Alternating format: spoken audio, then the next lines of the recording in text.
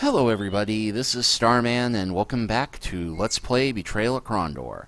Well, last time you remember, we made it back to Romney in record time. We actually wound up exploring the whole bit around Sephinon, Lighton, Darkmoor, Malek's Cross, had time to run back to Krondor, and even ran up through Sildon and Sloop to get to Romney, and we now have uncovered not one, but both of the ways that you may get a hold of a Glazier's seal. So now we should have made trouble getting into the city. Yes, city of the Romney sealed. Yes, why is the guild in charge of the city?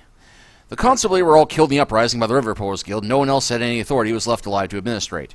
When I was approaching to take command, I decided that I would use my men in the guild to help maintain order until such time as the Duke was able to arrive from his estates. Makes some sort of sense. Where can we find the king's men from Bostyra? They'll be holding up at the Black Sheep Tavern for a celebration of some kind. I believe I heard one of them say they found something they were looking for. I'm not sure what it's all about. I think that may mean good news for us as well. Good night, Reeve. We're on our way into Romney. And yet, you'd think the king's men would take charge before a guild would, but... Okay, anyway. Guards halted them. Remembering the large sergeant-at-arms, James backed away quickly.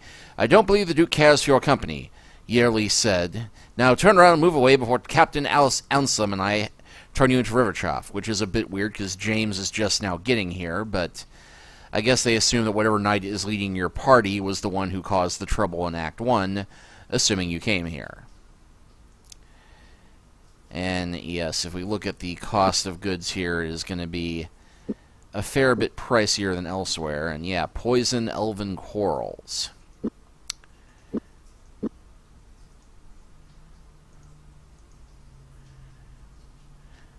And we go into the tavern, and there is a dramatic musical sting that we will miss here because I have the music turned off, because otherwise you couldn't hear me, but...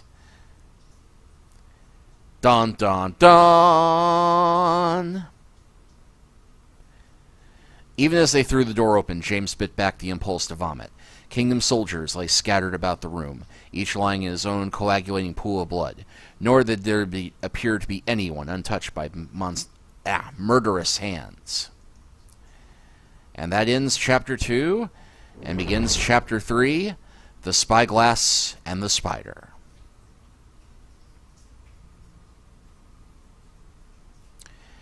The coppery smell of burning flesh filled the air. Embers leapt from the funeral pyre into the growing dusk, joined the winking points of light that would later become a blaze of crystalline stars. Around the flames, villagers gathered in dark clots, their face overwritten with blank, unreadable expressions. Like moths to a candle, they drifted near and mourned, and thought, and sniffed. They had come to watch the flames feed. Gorav's fathomless green eyes nictitated in the firelight, as he turned and gazed at Owen, who flinched uncomfortably at his side. There can be no uneasier sleep than a warrior murdered in his cups, Gorav said, his voice only slightly louder than the spissing hit of scorched bone. They nipped at the heels of the Nighthawks, be certain of that. So you think we're getting close? Owen asked. Gorav began to speak, but his words congealed on his lips, as his eyes locked with the burning gaze of Signor James. I have had it with your mysterious half-answers, Mordhill. Now, for the sake of your continued good health, I want to hear some explanations fast as to why you are here in Romney 6 months before you made your appearance at the Inkledell Pass. And I apologize for that popping noise. That is apparently meant to be the fire. That is not an effect on my microphone. The only explanation, Senior, is that you are mistaken. I have never been south of the Inkledell. Yeah, fun fact and a bit of a contradiction here in the novelization. Gorav talks about how he is old enough that he and his people used to live in the area around Sarth, and in fact he remembered the fishing rather fondly from that area before they were driven westward into the Green Heart, which is the forest around Novandar, and then they were moved upward into the Northlands, and he actually captained a clan that lived up in the area where it was so cold and so far north that the winter was 6 months and completely dark. So, yeah, Eskimo elf. But that is neither here nor there. Anyway, here he is claiming he's never been south of the Inkledell Pass. While we carried the dead from the Black Sheep Tavern, a tavern boy informed me that a man answering to your description called on 3 unwholesomes dressed in black, all of whom wore the trademark silver rings of the Nighthawks. He heard them refer to the Mordhel as Goraf. It seems this Mordhel paid a sizable sum of money to those Nighthawks before departing, enough perhaps to arrange the death of a company of the king's soldiers. He may well have paid a king's death, but I know nothing of it. I realize it may impress little upon you, but Goraf is a passing common name in the Northlands, and oft as not your kingdom fellow folk have mistaken me for an elf. The barkeeper was likely deceived by enemies of mine. If I had cause to mislead you or your prince, I would have found a far less convoluted means of confusing the royal sanity. Look elsewhere for your enemies, James. While we may not be friends, I mean you no harm. I shall look where I wish until you are no longer my responsibility. We may not be able to strike at the Nighthawk stronghold, but if we can locate it, we might be able to get inside and find the information Prince Arutha needs. The Nighthawks will shun Romney for a time. However bold they may be in their murderous nights, they flee when daylight breaks. No one walks about leaving footprints, and these men are no different. However skilled they may be at assassination, they have never been any good at covering their tracks. Let me see those things you found in the tavern. They are here. Good. Those are our footprints. Of all the items we found on the dead company, both those items seem conspicuously out of place and may be related in some way to our elusive murderers. We begin our hunt for the Nighthawks with a spider and a spyglass. So here we are in Romney again. So we'll go and talk to the Duke again. They were shown into a room. Seated cross-legged in a large wooden chair, Duke Romney was staring at a large lumpy form which was heaped on top of the meeting table. His youngish features were clouded by some issue of great concern. "What's under the sheet?" James replied. "Boffo Chandler," the Duke replied grimly. "They found him in an alleyway and have dropped him off here until the undertakers could come for him."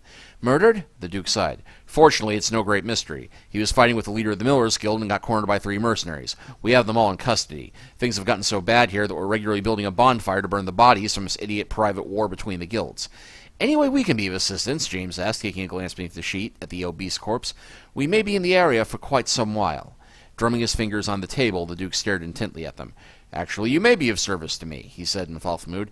"If I can convince Arlie Steelsoul to come into the negotiations with the rest of the guilds, it's possible I can break this deadlock between them.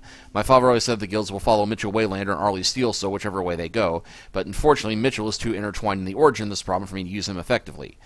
"Where do we fit in this?" James asked. "You're neutral," he replied, gaining his feet. "You're born outside Romney and you have no connections to the guilds? I'm right about that, aren't I?" Quickly, an anxious look flickered in his eyes, but quickly vanished as he noticed James was shaking his head. "Excellent. My point being that as the Duke, the guilds might view a private mean between myself and Arlie as unfair negotiation. They have to believe that he's coming to the negotiation table of his own free will, and believe me, they will be watching my movements for a while. So you want us to find this Arlie Steelsoul fellow and convince him to come and negotiate with the rest of the guilds, is that it?" "Just so," the Duke replied. "You'll find that he has a small house to the west and south of here. I advise you, though, he is a paranoid man. He keeps himself well guarded, and there may be some danger involved. I'll reward you for your efforts, of course." "That's all right," James Silva smiled, heading towards the door. "We're used to danger." And we'll head back to the tavern, where we can totally do the bard thing. And we'll talk to Jason. You might remember him, the rather pitiful slave, to be fair. "Oh, are you coming to take me away?" "Ha ha, ho ho, he he." "Why should we want to do that?" Because when I broke things, Master always told me that someone would come and take me away someplace bad, and someplace dark where they would never feed me and I'd never see the light of day. I knew when those people got killed in here that someone would come for me and take me to the bad place." "You don't have anything to be afraid of, Jason. You didn't kill those men. It's not your fault." "The Master says that anybody who stays under our roof is our responsibility, and I was here when they were killed. That means it was my fault." "Then you saw the murders?" "No, but they came in and told me to leave or they'd hurt me real bad. They didn't tell me what they were going to do." "What did the men who told you to leave look like?" "Oh, they were big, and they had birds on their chests like eagles, and they smelled funny, like sometimes the sailors from Kesh smell like flowers." "Hawks on their chests. Well, that at least confirms the Nighthawks' involvement. Do you know anything about a spider made of silver and a brass spyglass one of the men that were killed might have carried? It's very important. Think hard." "Well, I don't know anything about the spider, but I remember that one of the king's men had a brass tube with a piece of glass in the ends, and I could see things that were far away with it. He said that he and one of the other men had bought it back in Silden." "Did he say where he got it in Silden? Where in Silden he got it?" "No, just in Silden." "Can you think of anything else? Did anything else come into the Black Sheep Tavern before the murders?" A carrying man brought in some wine from the upside-down keg for the soldiers. Told me it was in special, but besides that, I can't think of anything. Thanks, Jason. We may be back later to ask you some more questions, so don't go anywhere. Right, so we know there was something up with the wine that was delivered, and that we have something to seek in Sylvan. Well, it's nightfall, and on second thought, let's not sleep here.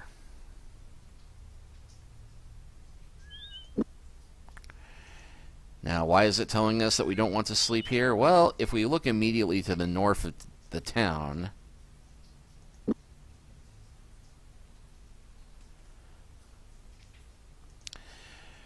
actually immediately east, we got a group of Queegian mercenaries. Thankfully, we can take real quick work of these guys.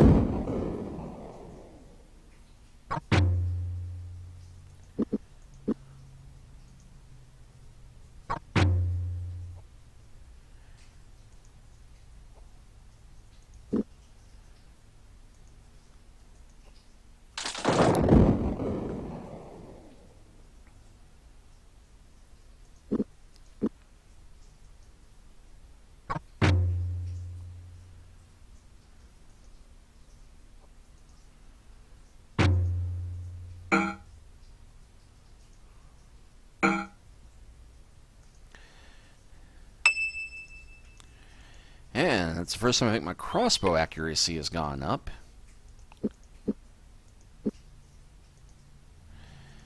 And oh yes, I did mean to read those books later. Anyway, here is our spider. With the exception of its carnelian-tinged fangs, the miniature spider glinted a deadly silver in hue. On its underbelly, a long, shallow groove bisected its length and passed between its fangs, a groove through which a sword blade or an arrow point could be easily passed.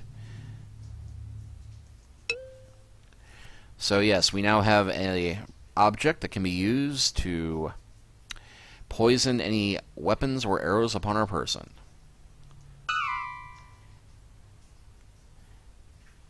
And the Spyglass casts a Eyes of Ishap spell, only with a much wider range. And I think we'll go ahead and let Owen have that. What was this message again? Okay, yes, the fairy chest. Well, now ordinarily at this point I wouldn't be bothering with such pitiful treasure, but we do have a reason for doing so this time around.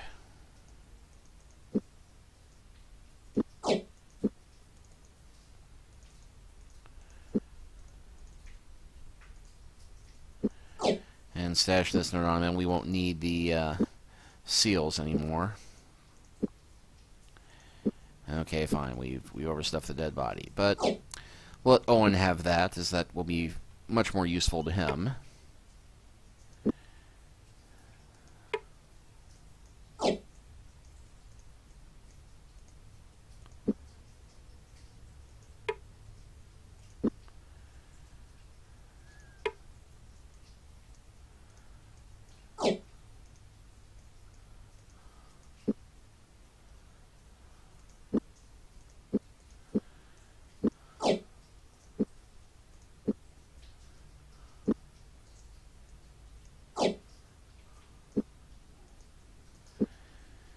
Seriously?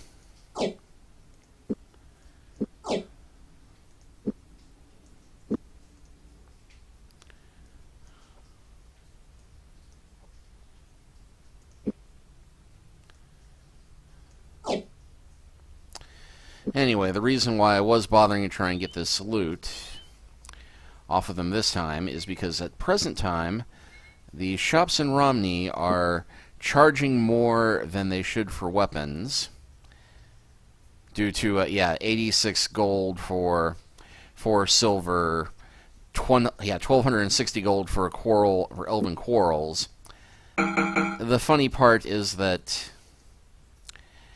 while this does mean that the gear is more expensive, you can also sell it for way more than it's worth. So with that in mind, yeah, it's not like I was using the bows all that much anyway.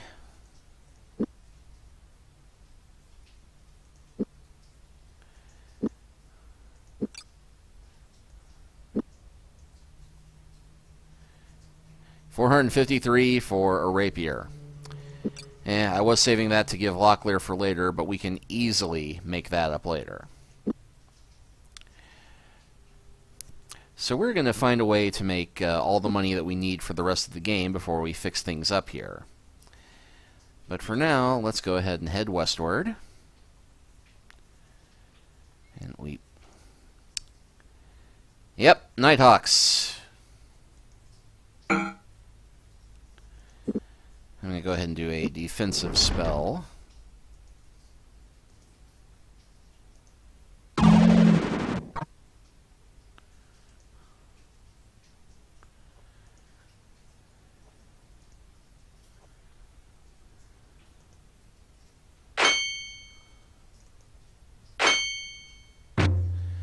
Now these guys are a little tougher than your standard troops, it seems. And a bit more inclined to fighting. Of course, I would have gotten rid of my bow at this point.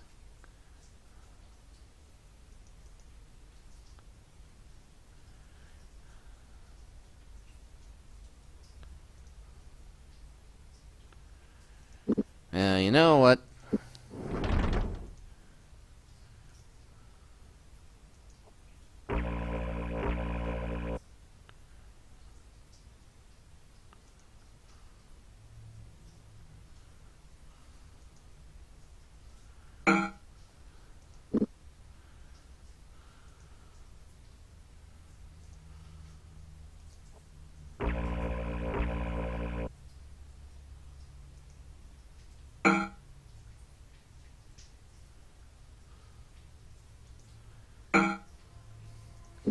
And I'm finally going to get a chance to use Final Rest. Which unfortunately means you can't loot the bodies afterward, but it does have one benefit. You don't have to worry about them coming back up as Black Slayers, which when you're facing a huge group of Nighthawks can become a bit of a problem. And you'll note that, geez Louise, these guys have the loot.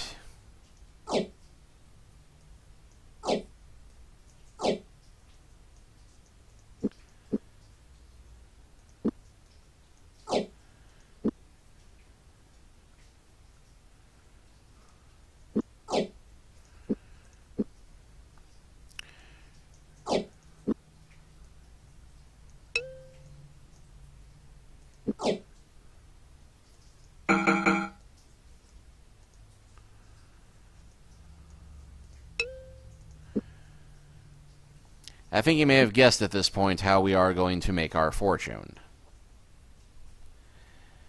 Because by fixing up a fair bit of this gear and ferrying it back and forth to Romney, and poisoning quarrels and poisoning swords, we can make quite a bit in this chapter if we take advantage of the situation before we fix things here. And I do plan to do that for a bit, but I'll do that off camera, so you don't have to get bored watching me sell stuff. I think watching me move my inventory around is punishment enough.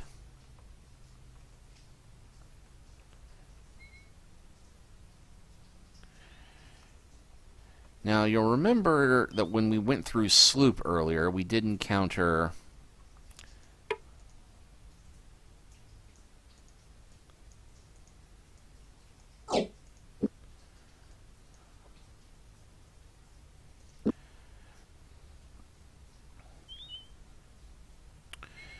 We encounter that brewery. And it's the first building here, so let's go ahead and check with them. James could smell alcohol. Pushing the door of the shop open, he was met by a sharp-faced fellow who was carrying a wooden keg. Quickly dumping it with a pile of leather casks, he wiped his hands off on a towel, then extended his hand. "Welcome to the Upton Keg, best brewery this side of the Romney. Would you care to sample some of our stock? We make a dandy apple wine." "I'm sure you do, but no thank you," James said. "We have other business with you. Have you recently sent a special delivery to the Black Sheep Tavern in Romney?" The man nodded. "Yes, a man here in town named Mitchell Waylander came in and made the purchase order himself. Paid with rubies." Paid with rubies. That sound like anybody else we know? Recognizing the name of the leader of the Glaziers Guild of Romney, James arched an eyebrow. "Was there anything unusual about the order?" "I'll say," the man said. Moving to a small bin, he pulled out a handful of a substance that looked like tabac, letting it sift between his fingers back into the bin. He asked that I add this to the kegs. It's called black tarweed. A poison? James said. No, it's a cheat used by the less scrupulous tavern keepers. Handful of this dissolved in your ale, and whoever drinks it will think they're dying at first. Gets worse the more you drink.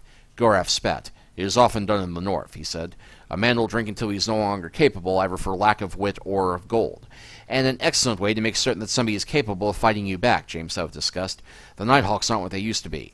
Alarmed, the brewmaster seemed to pale. Nighthawks? What do they have to do with this?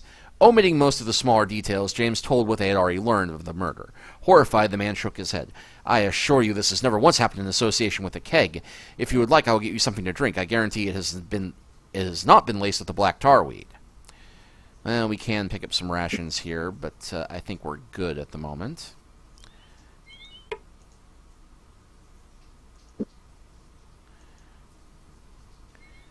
The important thing here is that I think we will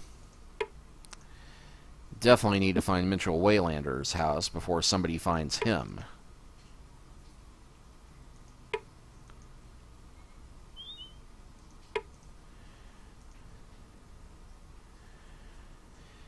And, yep, jewelry store. And we will go ahead and buy an emerald, because we will need that at some point in this chapter. Because we have a chess game to win. And, yep, the house was dark. I don't like the looks of this, and, yeah, it blinked so we couldn't see it, but James never had a chance to knock. Without warning, a Nighthawk charged at them from the other side of the small house, prepared to kill or be killed. And, yep, 5 Nighthawks. This might be a bit tricky.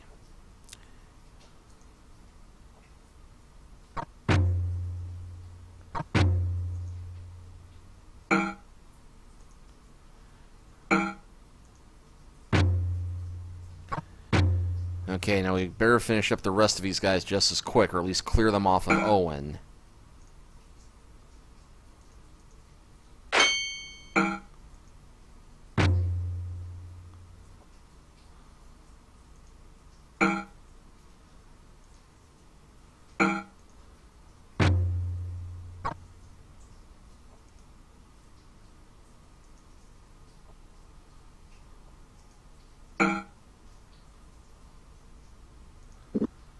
Alright, better start final resting these guys.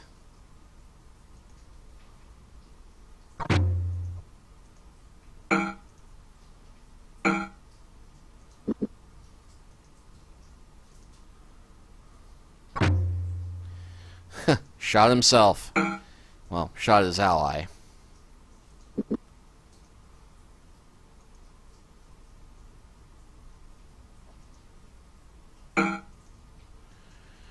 Well, we actually managed to keep that relatively under control.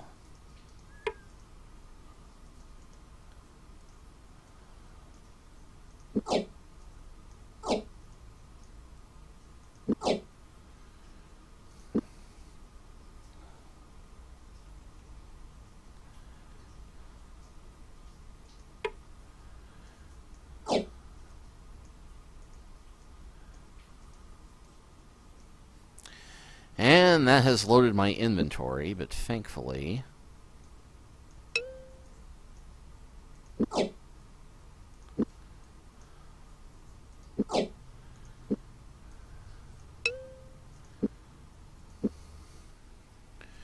Alright, well with that done, let's knock on the door again.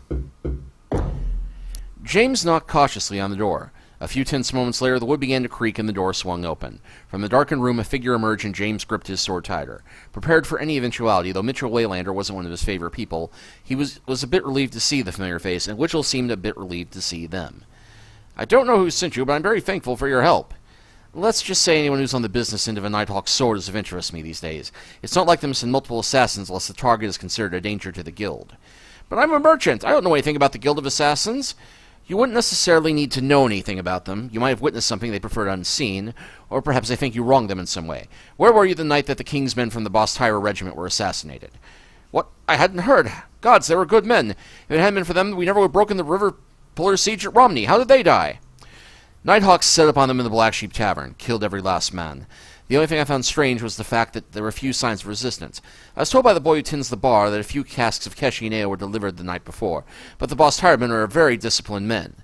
Very disciplined men. Yeah, they needed a definite pass-through on the writing on this game, but never noticed that when I first played it. Does it seem reasonable to you that a detachment of men trailing the Nighthawks would get drunk in the town where they suspect the Guild of Assassins have their headquarters? It does sound a bit odd. It sounded odd to me as well, so I decided that the ale had been tainted in some way. I thought if I found the man who sent the ale, I might be on the trail of the Nighthawks. Then I visited the tavern here in town, and I discovered something very disturbing. The arrangements for the ale delivery were made here, and the keeper was instructed to add a significant amount of tarweed to the mixture. A mixture that, while not poisonous, induces the drinker to become excessively thirsty, ensuring that he will continue to drink until quite drunk. But that was not the shocking information. You see, it seems the local chief reeve of a prestigious guild arranged for the delivery of the ale. Mitchell, with one L, Waylander. Oh, it is spelled with one L, never mind. I never made that order. I would have been in Romney when the arrangement was made. I couldn't have made that order. I realize that as well. The Nighthawks have gone through extreme trouble to implicate you, and that tells me that they want revenge for something. The men that were sent here to kill you would undoubtedly have planted the final evidence on your corpse. So what could you have done to them? Truly, I don't know. Do you know anything about a silver spider or a brass spyglass? A brass spyglass? Oh, dear gods, if that man couldn't have been a Nighthawk, he was so regal-looking. What did you do to this man? Is the spyglass involved? There's a place north of Romney called Prank Stone. When people approach it, they often discover that items on their person disappear. A business partner and I discovered where the disappeared items go to, and we sell the items we find. Anyway, one night I was drinking in the town of the very same name, and I saw this man who had a marvelous brass spyglass.